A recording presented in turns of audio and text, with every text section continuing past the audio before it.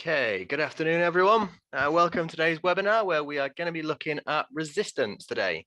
We'll just do a few bit of introductions before we get started, just so everyone can get sort of settled in and there's still some more people joining.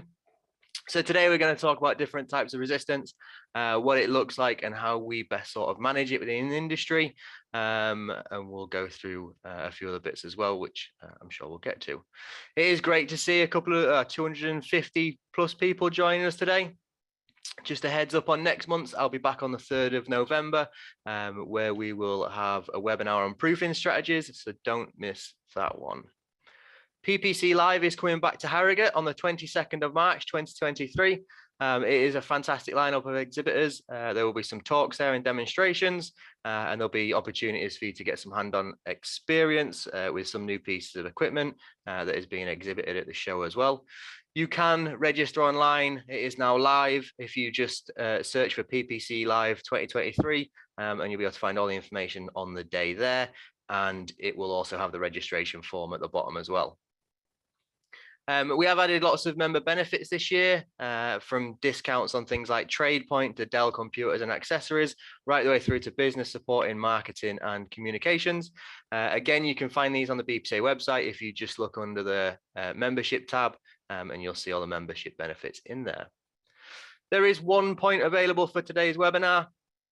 If you are watching this live, this will be added automatically because you'll fill the registration form in at the start. If you are watching this on YouTube or one of the other social platforms after it's been recorded, you'll need to add that point yourself. Just go to your relevant scheme and add the points. There is a chat section, which is great to see some of you already using that. Again, talk amongst yourselves in that chat section. And you can also, if you have any technical issues, there's a team in the background that will be able to help you with that. Check the Q&A section. So there is a Q&A section. If you have any questions during today, drop them in the Q&A section. If we get time at the end, I'll hopefully be able to get through some of those. If you do have any technical issues, put that to the team. They may be able to help you. Some of the times it's just a case of turning it off and then turning it back on again, and that should hopefully work. This year's charity is Dementia UK. And if you can donate towards a charity, that would be amazing as well. Okay, that's that then, bit's done.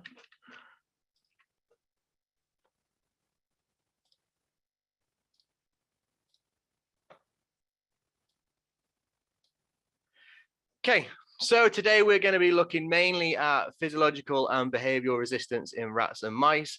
I'm not going to go too deep into sort of the genetic mutation side of the resistance, but more towards the understanding of what to look for, understanding the codes that are out there and used commonly, and also what we can do about it as well. There are a few different sources of information now around physiological resistance. And where I can, I'll sort of signpost you towards them, the different groups and organizations. And it's really good to keep up to date as it is being updated on a regular basis.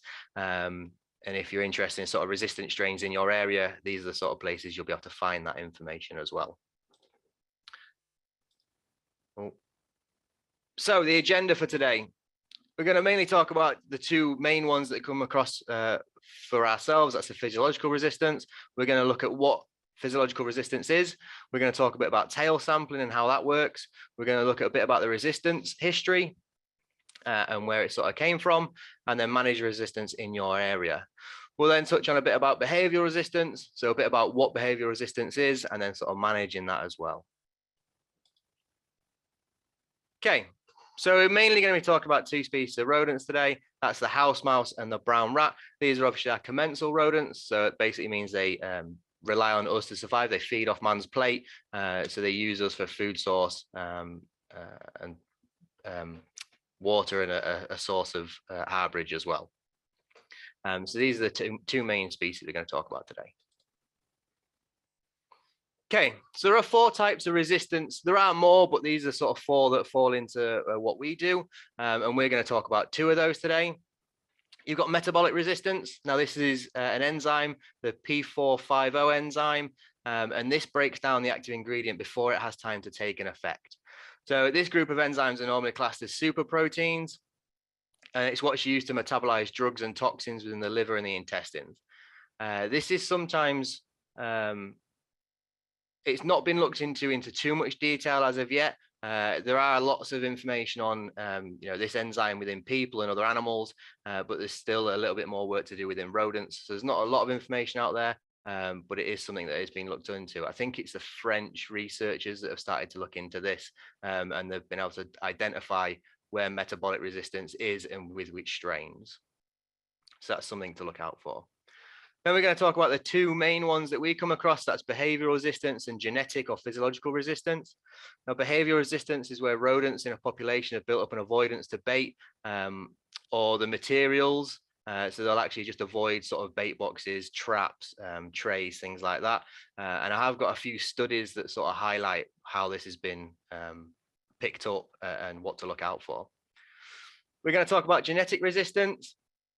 Now, this is believed to have been around for a long time, before rodenticides were developed, but it's been passed down through the parent. So it's a mutation that's passed down in the DNA to the offspring, and it just stops rodenticides working as they should do. And we will look a bit more into this as we go through it. And then you've got natural resistance. This means that rodents are naturally less susceptible, and brown rats, house mice have a higher level of this natural resistance. So they need to eat more bait on a pound for pound weight basis. And that's just naturally something that house mice have. And this resistance is not singular in population. So you can find population of rodents that have one or more resistant traits. And with genetic resistance, there are different levels of susceptibility. And this can be found in different populations, which I will touch on. So I guess, why do we have resistance? Really, there's two main reasons why resistance was around in the first place. The first one being we've had very few active ingredients. These have had many legal restrictions. So things like single feed baits at one point were banned from external use, which obviously created a few problems. So we've had very few baits with lots of legal restrictions. And also in the early days, especially, it was found there was a lot of poor practice. So things like not following product labels, not using the product correctly, or not fully eliminating infestation. So they've managed to control the ones that are susceptible, but have left the ones that are resistant. And then this just obviously creates a further problem. And just by leaving a small number of resistant rodents could mean that the next population, there may be a higher level of resistance in that area when the population sort of regroups again. Okay, so genetic resistance, then, this is what we're going to look at first. This is basically rodents have an ability to survive what would normally be a lethal dose of anticoagulant.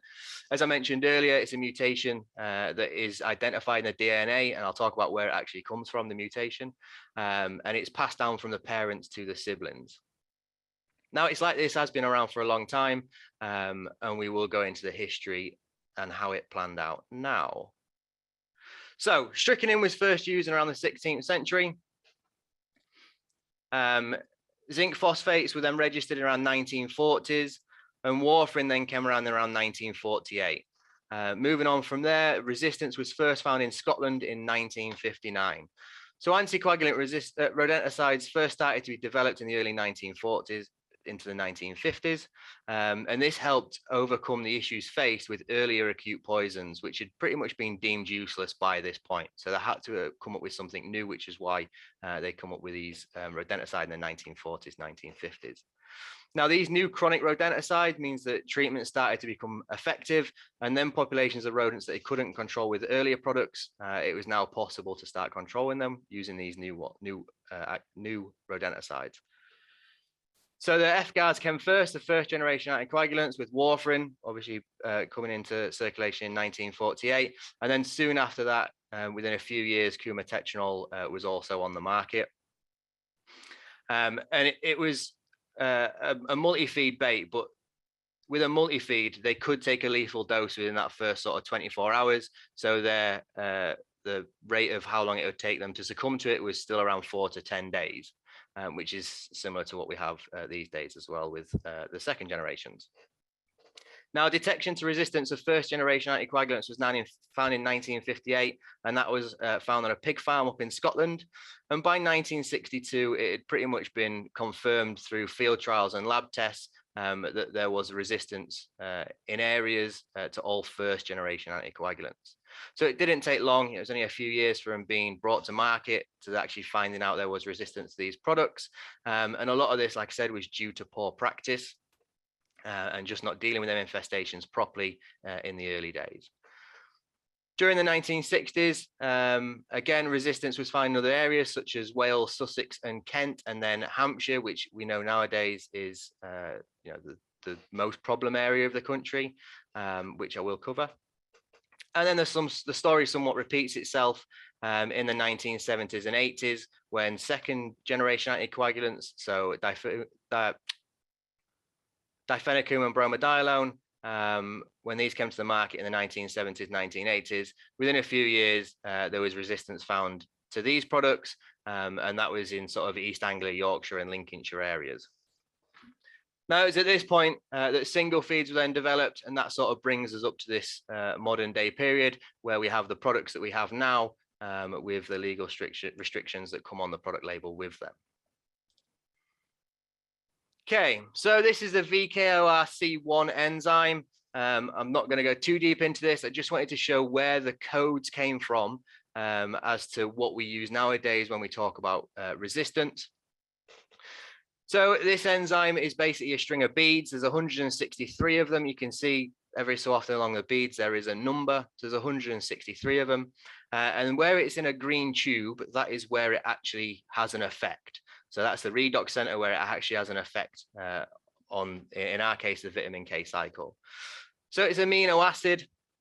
Each one of these beads is an amino acid, and you can see it is given a letter. So if we take the Hampshire strain, which is 120 down here, which is the L, that would stand for leucine. So each amino acid has a name to it, and that letter corresponds with a name. With the Scotland strain, that mutation was found in 128, which is that L in the third tube, bottom left-hand corner. And then the Wales, Yorkshire, and Kent strain, the change actually happened in 139, which is a little bit further up that same tube. Now, this amino acid mutated in something different, which prevented the rodenticides that we have from working properly. Like I say, it was believed that this happened many years before we had rodenticides. It's just been become a problem because the use of rodenticides has highlighted this resistance. Okay, so this is what it looks like on paper. So them codes, you can see there is the full name and then the abbreviation. And this is what you'll see when you're looking at resistance mapping, or if you're looking at resistance information, they normally have these codes on them. So let's take Scotland, for instance. The amino acid was leucine.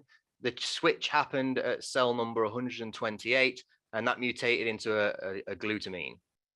So that's what happened. That single mutation is what caused the resistance, or is what has brought upon this resistance. Now, I know the letters don't match. L was quite good because they still had an L, but when they got to G, apparently G was already taken, so they named it a Q instead, which is why these abbreviations are about. And this is, like I say, what you're going to see on the resistance mapping. Now, the last one to be found was the Yorkshire strain. This wasn't just found in Yorkshire. It has been found in a lot of other areas, but where they were first found is where it was given its name. So Scotland, it was first found in Scotland. But these strains are now being found in more areas around the country. So the Hampshire strain has actually been found as far north as Scotland. They don't know how it's got there, but it has. I think it's because as populations meet, there is then that breeding between the two parents that carry different mutations. Okay, I'm sure we've all seen this chart before, and I think it's a really good way to demonstrate the anticoagulant active substance and their effectiveness depending on which mutation you have. So a red box basically means that the active substance should not be used against that strain, and a green box means that there should be relatively good success rate using that product. Orange is a bit sort of in between. You just need to be mindful that in them areas with each strain, you may have some sort of resistance there, or it may take a different path on how that product will work. So you can see across the resistant strains, warfarin and coumatetanol are all in red. So if you've got these resistant strains in your area, them two FGARs are not going to be useful. And then with the Hampshire strain, you can see there is resistance there to difenicum and bromadiolone. There are some levels of resistance to bromadiolone in the Welsh border strain, and then difenicum and bromadiolone in the Yorkshire and Kent strains as well. Now, this is just the resistant strains. There have been a good number of samples that have shown full susceptible rodents from these areas. It's somewhere about a third of the samples that are tested were susceptible rodents, and with 2/3 of them carrying one of these mutations. So that's the overall picture of the testing. Now, it's not the same for all areas of the country. So if you take Hampshire, for instance, there are less susceptible rodents in Hampshire than there may be in other parts of the country.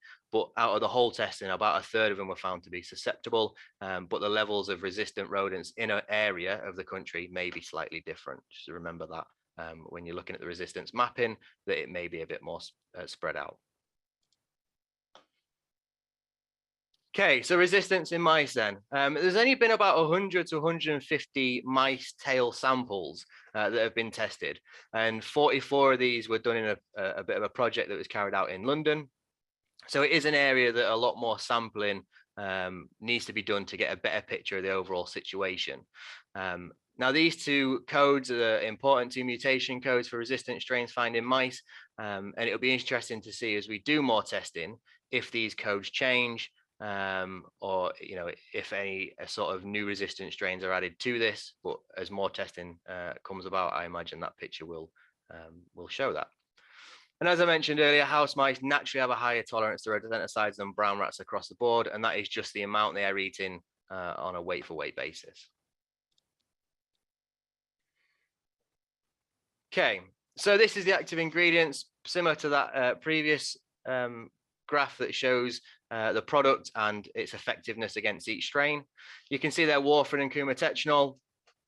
They may work against this strain in certain areas, but there has been resistance found to difenicum in the Cambridge strain and then bromadiolone in the Reading strain. Now, for both rats and mice, the resistance you can find on the map.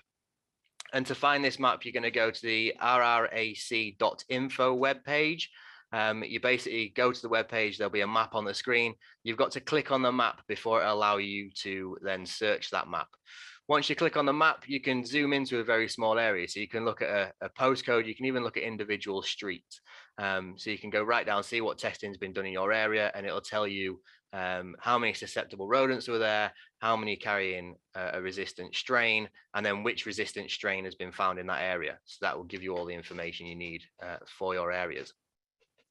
If you want another video that delves a bit deeper into resistance mapping, I know Dr. Alan Buckle did a really good forum for us a couple of years ago called 60 Years of Anticoagulant Resistance in the UK, and you can go and watch that. There's a lot more information about the mapping. It will have changed slightly over the last couple of years, but it'll show you where these sort of strains are and how they are overlapping now as well. There are lots of gaps in the mapping because the tail samples have come from specific areas, or there's places where we've not had many tail samples from. So more sampling does need to be done to give that map a broader picture. But I believe out of all the countries, because the map does cover a lot of Europe as well, I think we've done the most sampling. So we do have a sort of a good picture overall. It just needs to have more tail samples to give us a more defined picture of that. Okay, so this is a fairly new sort of information piece that was put together. You'll start to see it's popping up everywhere, and it has been over sort of last 18 months.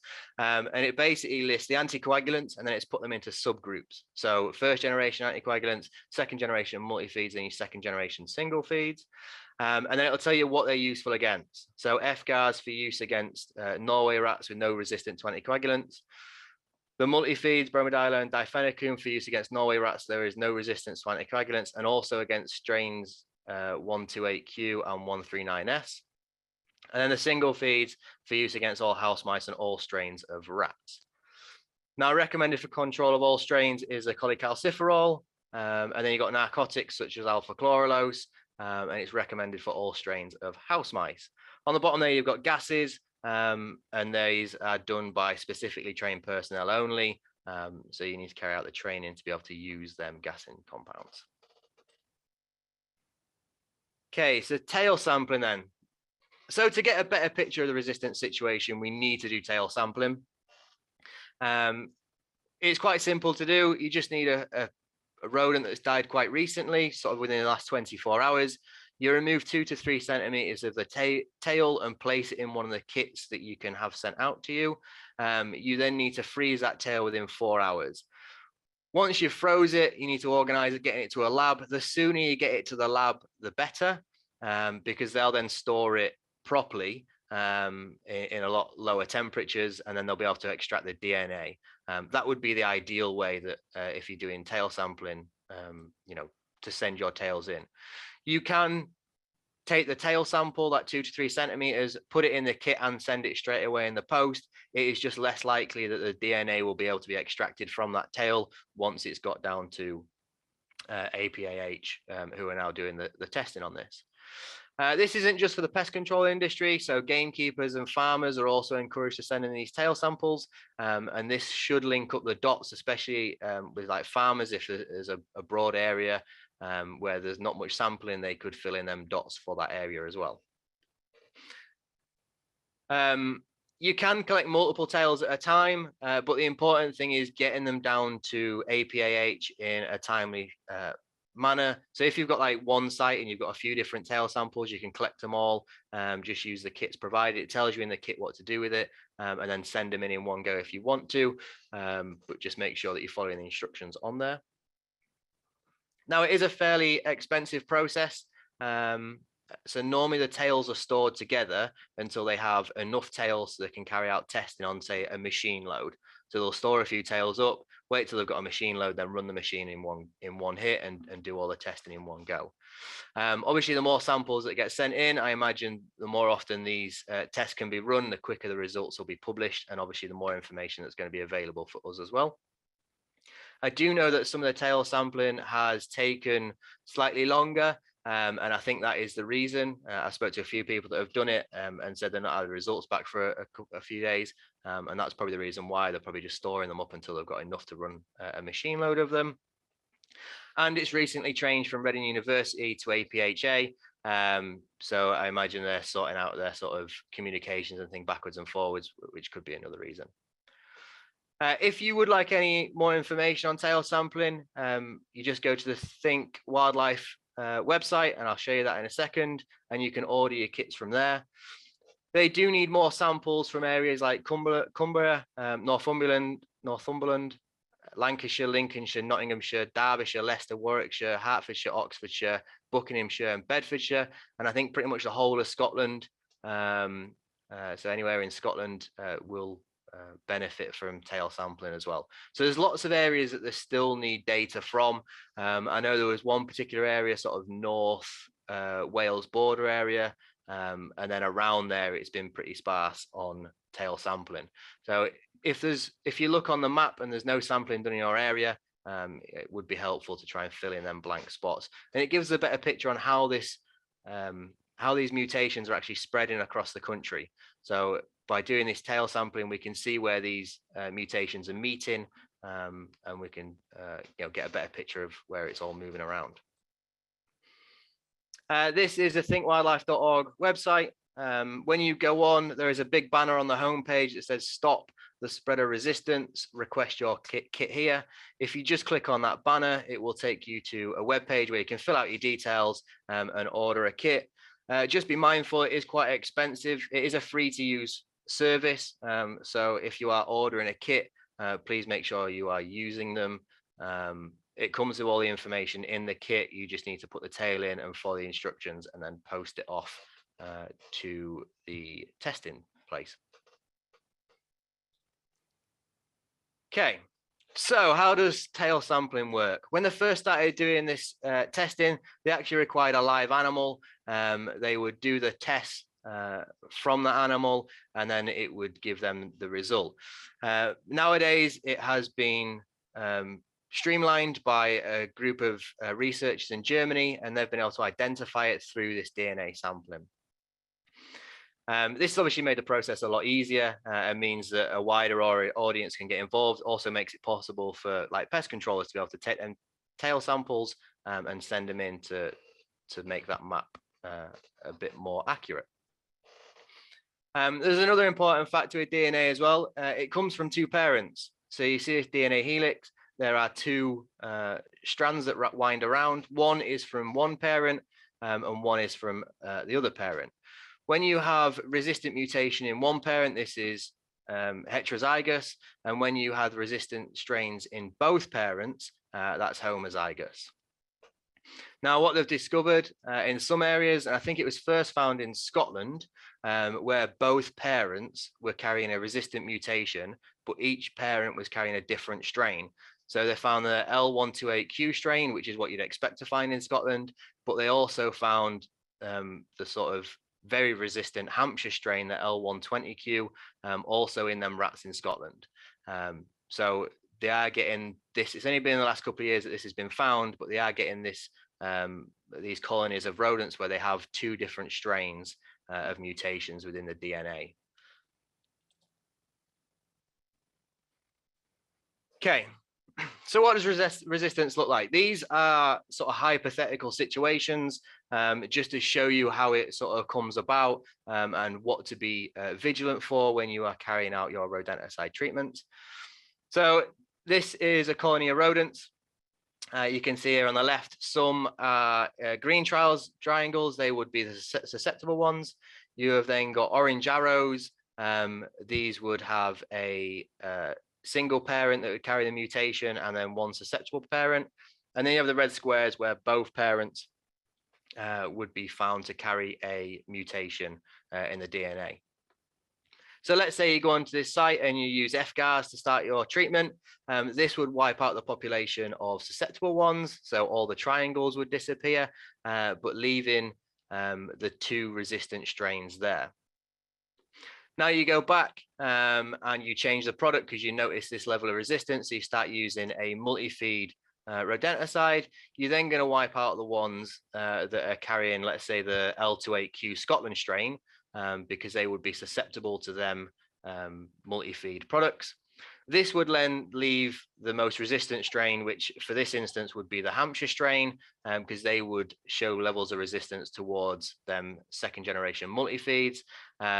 So you'd have to use obviously then single feeds to control them resistant ones. Now, if you don't recognize this and you only control, let's say 70% of the population there, you are then going to leave just this super resistant strain in that area.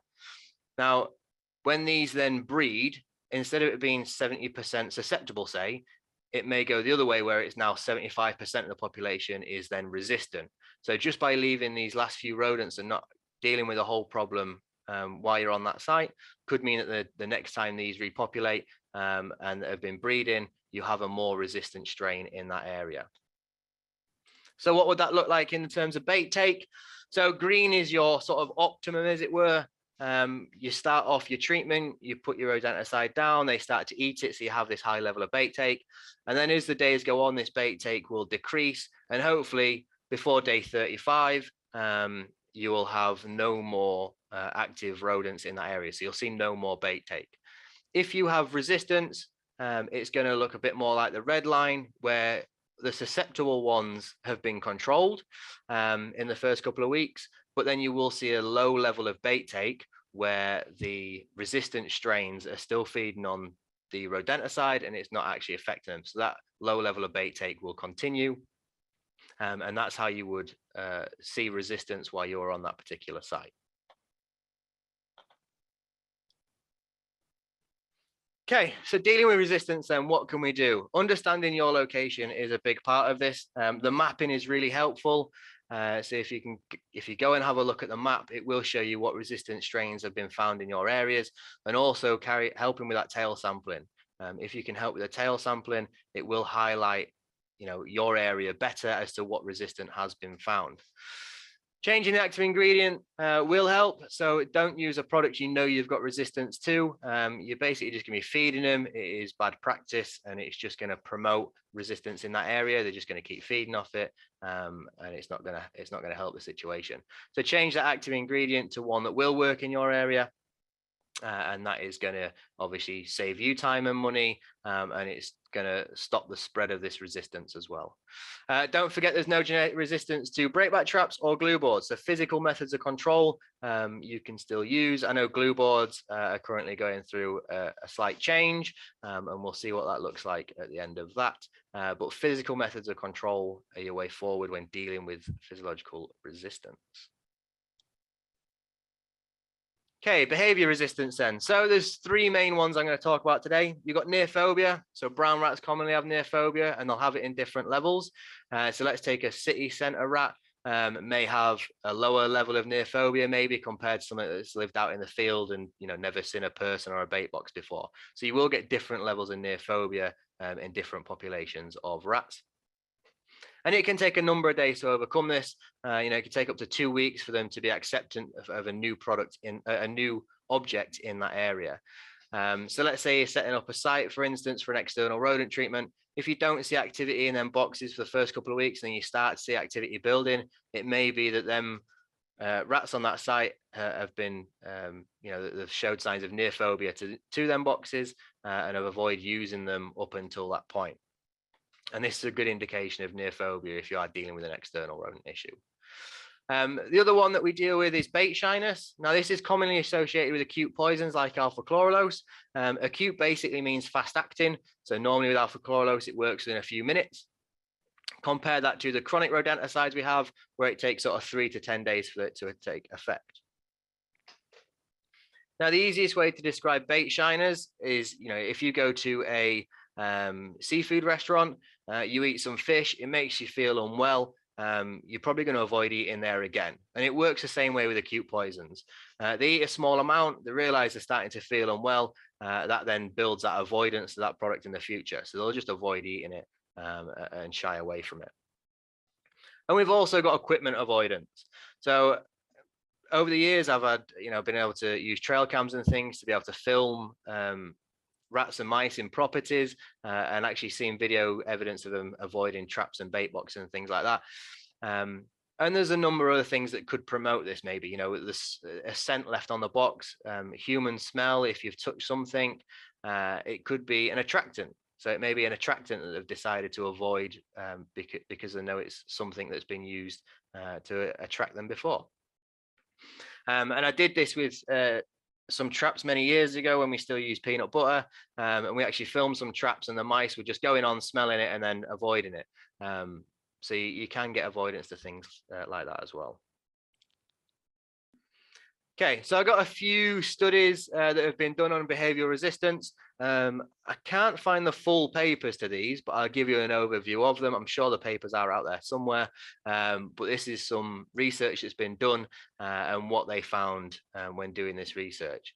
So this was done on mice in Birmingham, and it's found that mice in Birmingham were prefer protein-based products. So they'll avoid eating cereal-based products. Now, over time, this has led to some mice having low levels or even not having the enzyme in the gut that will digest cereals. So once they eat a cereal, they can't digest it. So they'll just avoid eating them altogether. So in an area like this, it may be more apparent to use more protein-based products such as pasta tea bags or wax blocks. These will have less cereal content in them than maybe a grain product, and it may be more likely they're going to eat them.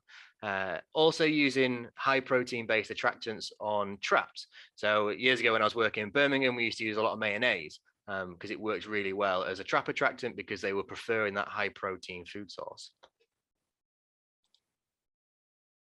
Okay, Manchester, this was another piece of research done. I think it was Gay Murphy that did this piece of research. And this was on behavior in mice in relation to bait boxes and bait trays.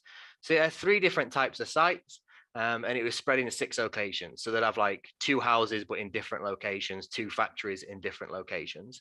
And they tested the amount of food that was eaten from each box.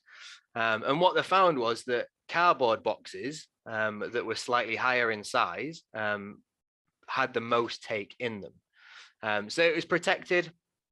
And when they looked into this, they found that the cardboard boxes allowed more mice to feed into the box at once. So you'd get them feeding together inside this box, and the boxes were slightly higher. So because of that extra height, when they observed the mice feeding, they would sit on the back legs, hold the grain within their front paws, and then eat like that. So they'd use them front paws sat upright. So that slightly higher box, given the ability for multiple mice to feed in the box at one time, but also their natural feeding behavior, they was able to carry out that behavior, feeding on the food source that was there. Now, I think both of these studies are very fascinating, and it's something to take into account. I know these were done in very specific areas, but if you are coming across your sites where you're having these sort of issues, it may be just trying slightly different size boxes, or trying different formulations of bait. It may be something that works in that area. Like I say, these were very specific, done in Manchester and Birmingham, but like we've seen with physiological resistance, it is possible that this sort of behavior is going to be exhibited elsewhere as well.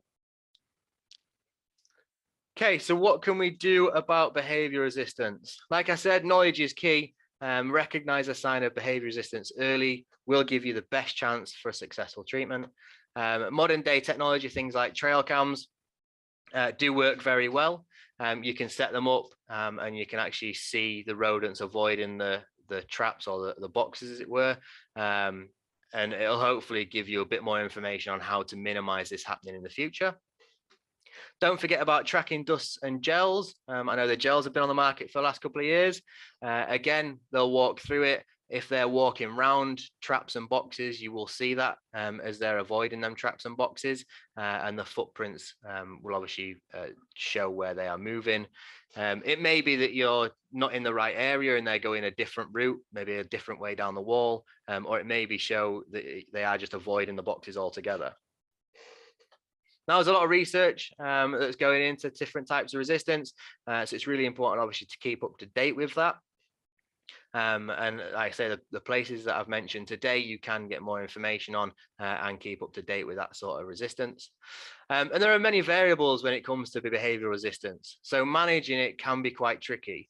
It may be things like different types of boxes, maybe trying less carbohydrate focused products such as pasta tea bags and wax blocks will carry less carbohydrates than a cereal or a grain-based product. Moving traps in different locations, even trying different traps or different trap attractants. I remember years ago I had a rat job, and we couldn't get it to go on breakback traps, so we switched to fen traps, and that seemed to work. So trying different trap designs maybe could also be something to look at. And don't forget your contact products. So you've got contact rodenticides, gels and foams now. They don't need to sit and feed on these directly.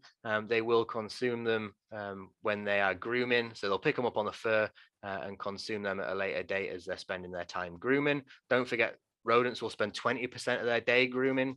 So a little bit over 20% of their day grooming. So they do spend a lot of time carrying out that behavior. And rodents may have a different preference to food products. So finding what they're eating on that site, that's what they're going to prefer. And we used to use a lot of this when we was looking for like trap attractants for a certain site. You'd be able to find out what they're eating on site and use that to your advantage in your traps. And don't forget to look at the local environment. I remember a few years ago, we had a particularly difficult site. It was a big warehouse that had a mouse infestation for a very long time. And we had to sit and observe the rats with cameras, and we found the mice were basically moving from one pallet to another. So they'd be in one pallet, they'd run across to the next pallet, and then they'd spend time underneath that pallet looking for either food that's fallen out or seeing what's in that area. Now, we couldn't get them on anything. We tried lots of different techniques and attractants, but what we actually found did work was that we made some pallets that we put traps inside, fixed the traps inside, and then made like a barrier around the outside of them. So it was like a pallet turned into a bait box. And that worked really well with the mice going in there, spending time in that pallet, they get caught on the trap. And we just put them dummy pallets underneath the actual pallets of food. So that works quite well. So the environment, look at what they're using in their environment and use that to your advantage. Okay. Good. Just one more thing I just thought about while I was on that. We did have a site in London maybe 5 or 6 years ago, and that we had the same formulation of product from the same manufacturer, but with 2 different active ingredients. And when we was on that site, we actually found that they would eat one active ingredient but wouldn't eat the other active ingredient. And I couldn't find any research that's done on it, and I imagine someone will look into it at some point. But they would consume one active ingredient but not the other, and it was on the same formulation of products. That was an interesting site that we had. Cool. Any questions? I'll just stop sharing this. Okay.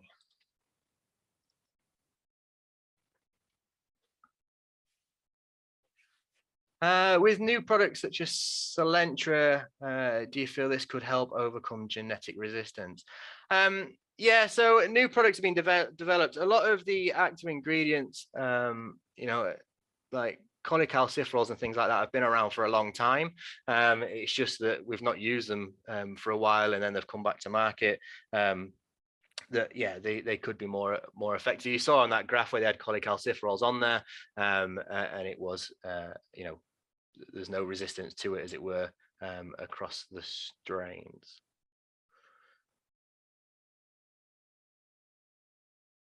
Okay, Cerexa D-bait has always been eaten by house mice. Its only active ingredient is diphenochrome resistance in buildings. Can someone else use the same seed but with brodifacoum or diethylone? I'm not sure if that's a manufacturing thing where they make Cerexa with a different active ingredient. That would be down to the manufacturers if they bring that to market. If you go on a site and you find resistance, so I think good practice is use one product on a site. If you find you've got resistance to that one product, you just remove it all and then put something else down. I've seen over the years where people have had like different products in different areas, but yeah, I don't know if I don't think it's good practice. I think use one product across the whole site. If you find you've got resistance to it, take it all out and then switch it to something else. Just make sure with all this product information that you're following the product labels. That is obviously the important thing when it comes to product selection on a site. Okay. Will there be any resistance mapping or further testing of resistance of Rattus rattus? Not sure, probably because it's only in certain areas, especially in this country.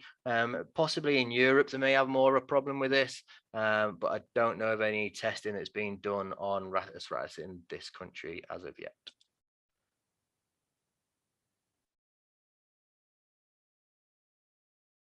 Okay. Can someone make cardboard trays? Possibly.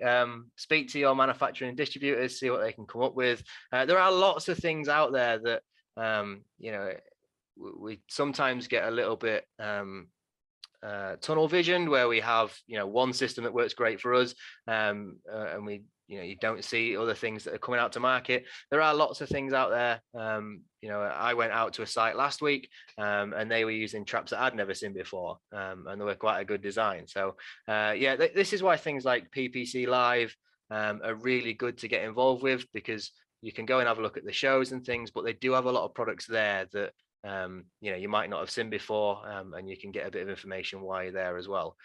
So yeah, that's a good way to go.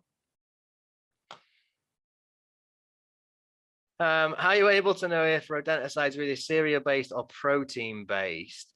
Good question. I imagine most of the information will be in the material safety data sheet as to what's in it. I just through the years of sort of looking at these research papers and things, I just picked up bits that are sort of stuck with me. But yeah, probably material safety data sheets for that one. Near phobia is an increasing problem. Is that correct? Why is that? I don't know if it's an increasing problem. I think we've always had the problem. It may be that if rodents are in a particular area and not being disturbed, let's say a drainage system, and then they are coming out of that drainage system because there is a break somewhere, it may be that they're just showing signs in that area because that population's moved there. Not sure it's an increasing problem or not, but it is definitely a problem that I've seen in lots of different places. Are there any new technologies for rodent control you recommend? There's lots of new technologies about. Not sure of any I would recommend that I'd definitely say use this. It will, change what you do. But there are definitely lots of new technologies about. I quite liked when we had the trail cams. They were really useful, especially on problem sites. They did help quite a lot. But yeah, there's lots of new technology out there. Finding what fit and works for you is probably going to be the best way to go. Resistance like in the southwest. I'm assuming that's southwest England. So all along that sort of Hampshire central belt from London across, there's been quite a lot of testing done there because the research was done at Reading University, and they did a lot of sample testing from around that area. So the resistance is particularly bad along there, especially that Hampshire strain. It is the most resistant strain we have, as we saw on that graph. So yeah, look on the mapping for specific areas on the rrac.info webpage. Like I say, click on the map and it will allow you to then look around it. But you've got to click on the map first before you can actually move it around. Yeah, so is there any research done on resistance in the environment outside the UK? There is. I can't remember how big the resistance map is. That is on the RRAC webpage. There are Rodenticide Resistance Action Committee webpage, but there is a lot of testing done in a lot of other countries, and there is more happening. As resistance testing becomes more and more, we are getting a better picture across the board. And there's a lot of research done in France, and I know there's a bit of research done in Germany, especially looking into sort of DNA sampling and things like that.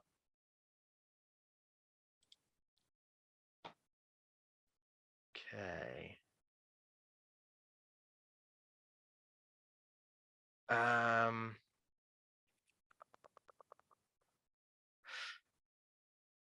Can you tell me why warfarin isn't being taken off the market? As it said, why it has been taken off the market? Not sure. I imagine it was down to probably the amount it was being used. It's probably not being used very much, so it's probably just been removed for that reason.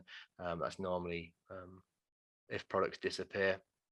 Either that or they change the legislation behind it, but I'm not sure why warfarin was removed. Okay, I'll find a couple more in here. Any other trap attractant recommendations that actually work? Yeah, peanut butter and chocolate were like the go-to when I started pest control 13 or 14 years ago. That has changed somewhat. There are lots of manufactured attractants out there. With attractants, it's what works in your area. So trying to work out what works in your area. It's a bit of trial and error sometimes with attractants, but that will help you select in the future. I can go to this because I know it has worked before, and there'll be things that you'll just avoid. I think we stopped using peanut butter just because of the allergy reasons, and a lot of the sites that I used to look after were like big food manufacturing, and they didn't allow peanuts or any kind of nuts on site anyway. So that kind of stopped that one back then. But look what they're eating on site. I've been to sites before where they've been eating a certain brand of crisp because the package is already damaged. I've just said to the site, am I all right to use some of these? The trap attractant, they're only going to throw it in the bin. Normally they're quite all right with allowing you to do that. Do tail samples have to be from trap rodents, or are ones that have ingested bait acceptable? I imagine both. They're not actually testing the rodents, they're just testing the DNA. So they're going to take the DNA out of that tail and they'll find the markers within that DNA, which will show whether it is susceptible or not, and which strain, so they can see which strain from that DNA when they do the testing. So tail samples, like I say, there is a lot more information on tail sampling on the website. You can order the kit, and they do have a what to do guide in there as well. And that what to do guide will show you how to go on with that tail sampling and the best practice for it. Okay, good stuff. I think that's all the questions. It was great to see you all here today. I will be back next month in November with a proofing strategies webinar, and I hope to see you all there. Have a great rest of your day and enjoy.